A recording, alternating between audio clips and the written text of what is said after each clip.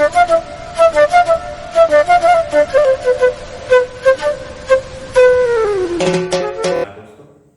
कल हमने बात करी थी पाश्चात्य राजनीतिक विचारक हीगल की। आज हम हीगल के वैचारिक शिष्य या राजनीतिक शिष्य की बात करेंगे, कार्ल मार्क्स की। कार्ल मार्क्स एक ऐसा युग जो लंबे समय तक, या ये कहें कि जब तक मानव समाज में वैचारिक या राजनीतिक चिंतन मनन होता रहेगा, तब तक कार्ल मार्क्स का जिक्र होता रहेगा।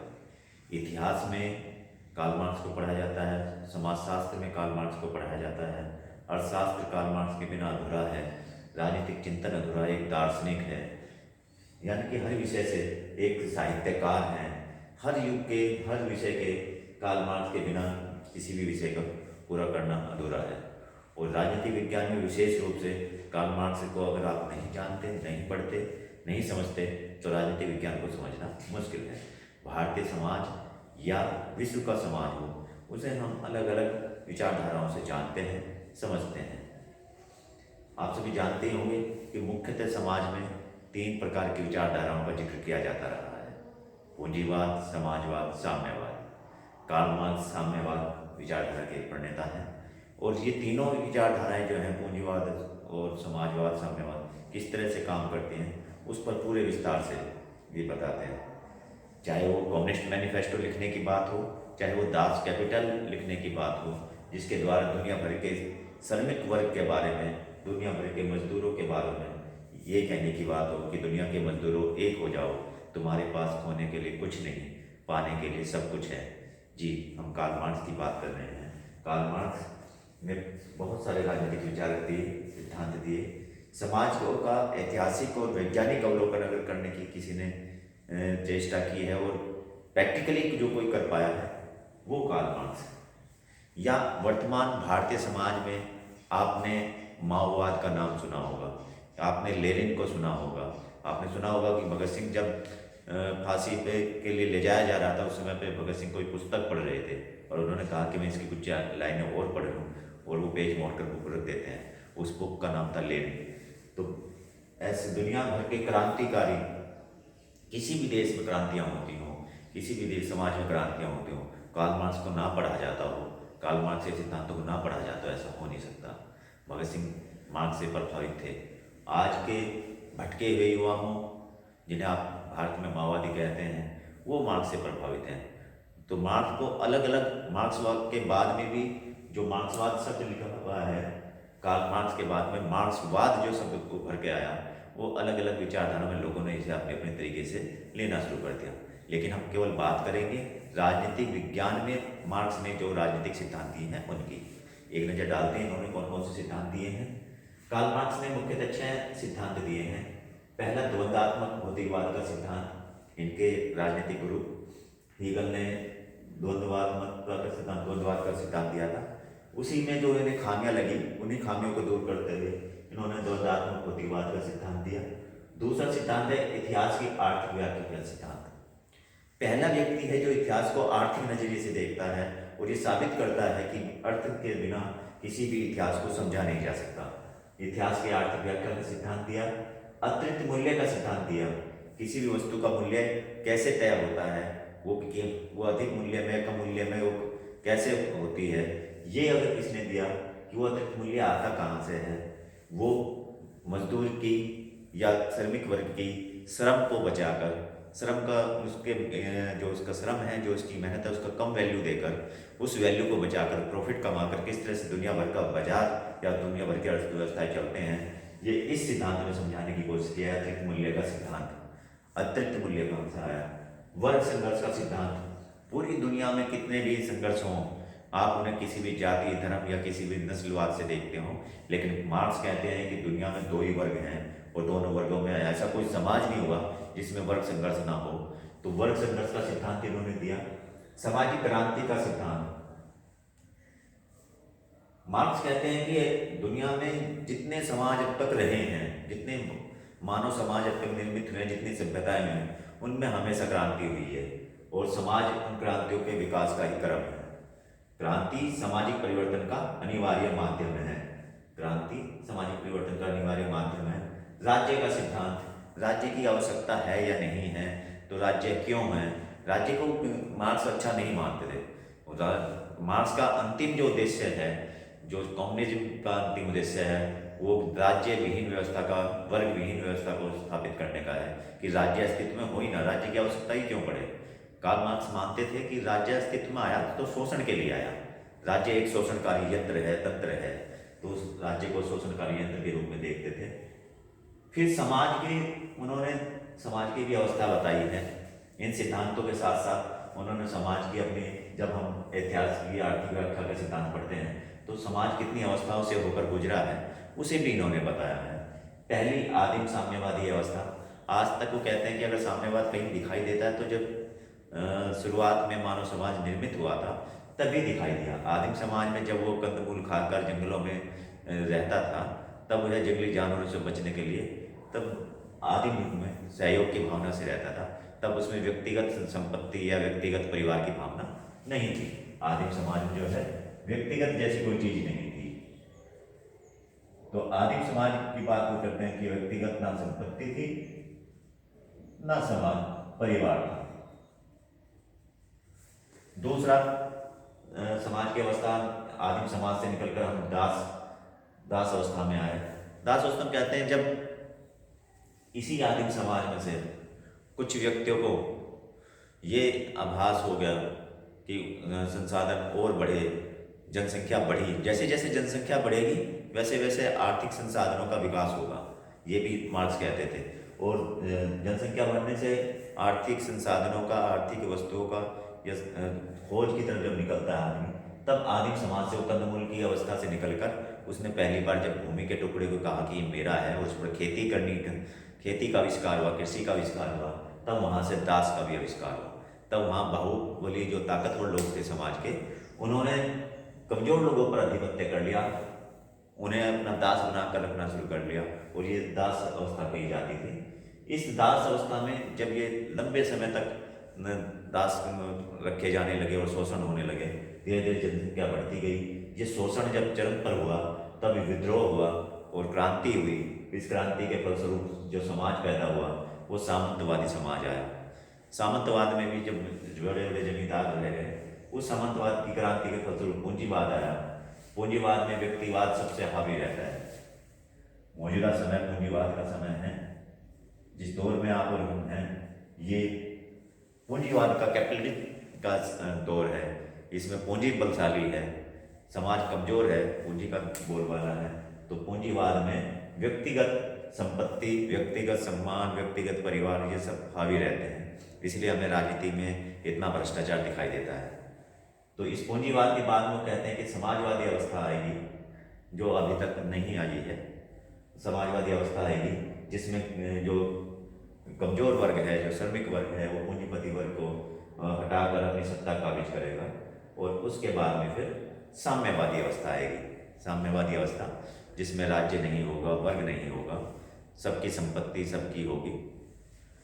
अब ये जो अवस्थाएं वो बता रहे हैं किस तरह से क्रांति होती है, किस तरह से वो दो वर्ग की बार बार हम बात कर रहे हैं कि दो वर्ग उन्होंने बताए हैं।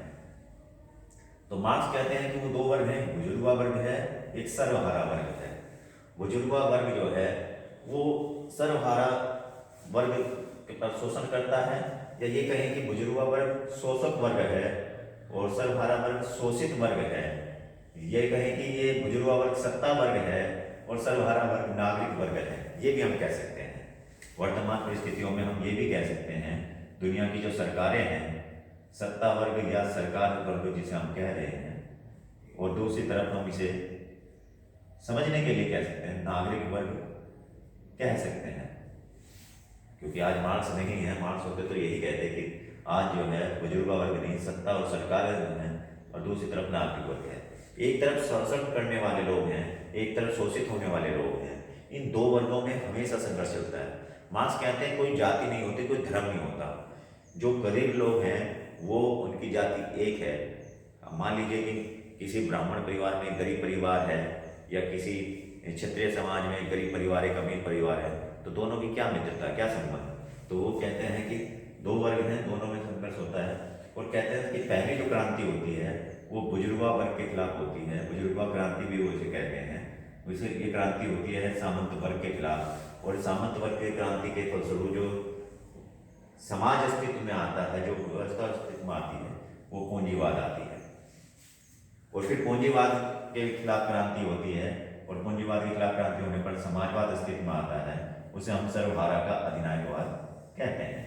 और फिर समाजवाद के बाद में फिर साम्यवाद। इस तरह से क्रांतियां भी चलती रहती हैं। धर्म को उन्होंने अफीम कहा है। उनका कहना यही कि हमेशा समाज में दो ही वर्ग रहे हैं, दोनों के बीच संघर्ष रहा है, और ये सारे सिद्धांत उन्होंने दिए हैं।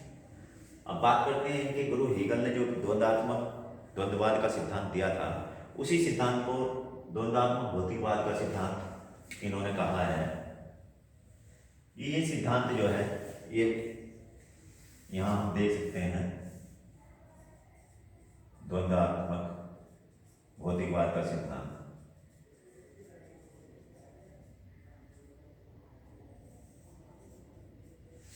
द्वंद्वात्मक भौतिकवाद में मार्क्स ये समझाने का प्रयास करते हैं कि हीगल ने यहाँ विचार को लिया था वाद के रूप में। हीगल कह रहे थे कि विचार, एक विचार आता है, उस विचार का वो होना है या नहीं है, उसके विरुद्ध दूसरा विचार आता है, उसमें खामियां देखता है, उस विचार के होने ना होने पर सवाल का निशान खड़ा करता है, और फिर उस दोनों के टकराव या संघर्ष से, उन दोनों के संघर्ष से जो निकलता है उसे वो संवाद कहते हैं। वो कहते हैं कि वो आखिर में एक विचार अस्तित्व में आता है जो सत्य तक पहुंचता है। फिर ऐसी प्रक्रिया चलती है, वाद प्रतिवाद, और लास्ट में अंतिम सत्य पर पहुंचा जाता है।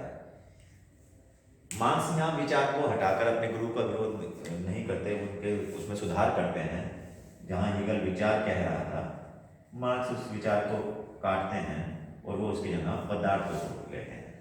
मार्क्स कहते हैं पूरा समाज जो है, जो हमें दिखाई देता है, पदार्थजन्य है, और पदार्थ की घटनाएं घटती हैं। जैसे जैसे जनसंख्या बढ़ती है, वैसे वैसे उत्पादन बढ़ता है, और उत्पादन के नई नई तकनीकी, नए नए संसाधनों का विकास होता है, और उसी के साथ संघर्ष शुरू होता है। मार्क्स कहते हैं पहले एक पदार्थ होता है, वो उसका होना ना होना, उसी पर प्रतिवाद होता है। प्रतिवाद के बाद में, वाद प्रतिवाद में जो संघर्ष होता है, उस संघर्ष के बाद में जो निकलता है वो संवाद है। मार्क्स इस पूरी प्रक्रिया में विचार की जगह पदार्थ को डाल देता है। तो कार्ल मार्क्स को पढ़ना इसलिए भी जरूरी है कि 3 तरह की विचारधाराएं होती हैं। इसका लघुलभाव सारी चीज़ों का मोटा मोटा ये है कि पूंजीवाद, समाजवाद, साम्यवाद। और इन तीनों का ये है कि पूंजीवाद कहता है कि एक व्यक्ति में जितनी क्षमता है, वो जितना कमा सकता है, जितना खा सकता है, उतना उसे दे देना चाहिए। ये मोटे रूप में पूंजीवाद का मतलब है कि एक व्यक्ति जितना वजन उठा सकता है, जितना खा सकता है, उतना उसे दे देना चाहिए। समाजवाद कहता है जो जितना कमाता है, जितनी उसकी भूख है, उसे उतना दिया जाए। साम्यवाद कहता है कि यदि व्यक्ति की भूख 4 रोटी की है, उसे 4 रोटी दी जाए, और यदि वो 1 किलो वजन उठाता है तो 1 किलो वजन उठाने के कार्य उसे दिया जाए। और यदि दूसरे व्यक्ति की भूख 2 रोटी की है तो उसे 2 रोटी दी जाए, और वो 4 किलो वजन उठा सकता है तो उसे 4 किलो, यानी कि व्यक्ति के सापेक्ष। ये साम्यवाद में जो है राज्य नहीं है। साम्यवाद में, जहाँ साम्यवाद होगा वहाँ राज्य नहीं होगा। पूंजीवाद, समाजवाद और साम्यवाद,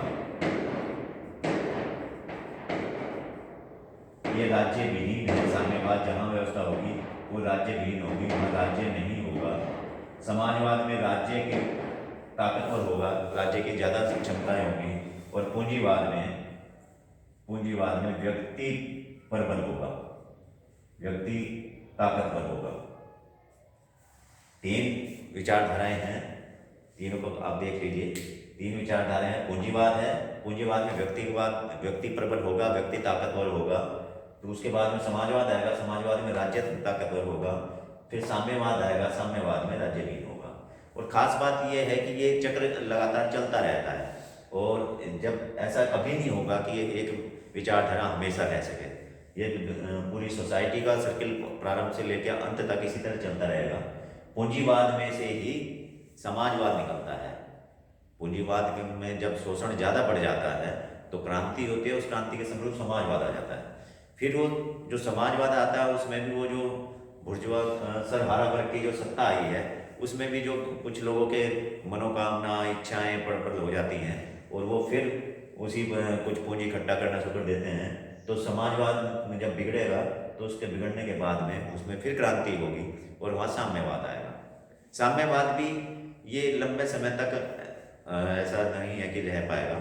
साम्यवाद में फिर लोगों की इच्छाएं, क्योंकि मनुष्य मूल से सभी भाव रखता है, वो लालच भी है, वो व्यक्तिवादी भी है, वो परिवारवादी भी है, ये सारे भाव जागृत होंगे और फिर इसी में से पूंजीवाद निकलेगा।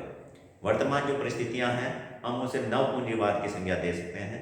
नव पूंजीवाद के रूप में वर्तमान समाज चल रहा है, चाहे वो भारत हो चाहे आज साम्यवाद कहीं दिखाई नहीं देता। रूस और चीन जो बड़े साम्यवादी देश हुआ करते थे, रूस पूरी तरह से टूट चुका है और चीन पूंजीवाद की तरफ बढ़ चुका है। क्यूबा एक छोटा सा देश है, वो भी जो कभी साम्यवाद का घर कहा जाता था, वो भी आज पूंजीवाद की तरफ है। तो ये कहा जा सकता है कि वर्तमान विश्व जो है वो नव पूंजीवाद की तरफ अग्रसर है और नव पूंजीवाद में से ही आगे भविष्य में क्या होगा ये भविष्य के कर्म में है। तो कार्ल मार्क्स के बारे में आज इतना ही, अगली वीडियो में फिर मिलेंगे। अच्छा लगे तो जरूर कमेंट और शेयर कीजिएगा, कुछ खामियां हो तो हमें जरूर बताइएगा।